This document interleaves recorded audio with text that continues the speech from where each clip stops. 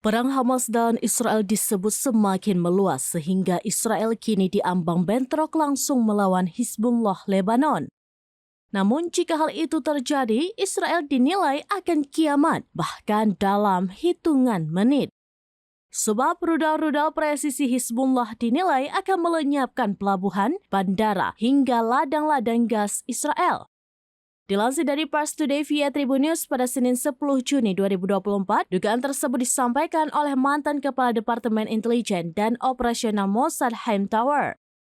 Dalam pernyataannya pada Sabtu 8 Juni 2024, Tower menilai jika perang antara Israel dan Hizbullah pecah, maka Israel akan terancam. Terlebih, Hizbullah diklaim memiliki sistem pertahanan udara yang mampu membatasi ruang gerak jet-jet tempur Israel. Oleh karena itu, Tower mengatakan bahwa perang melawan Hizbullah sama saja dengan memancing penembakan ribuan rudal ke jantung Israel.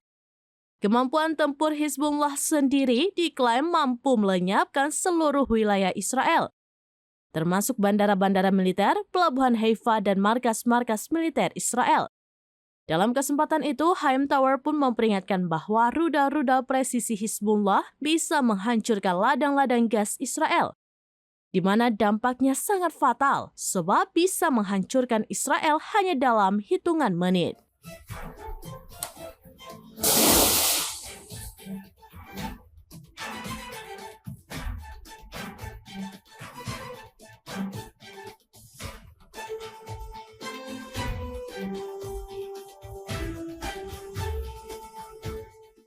Download Tribun X sekarang, menghadirkan lokal menjadi Indonesia.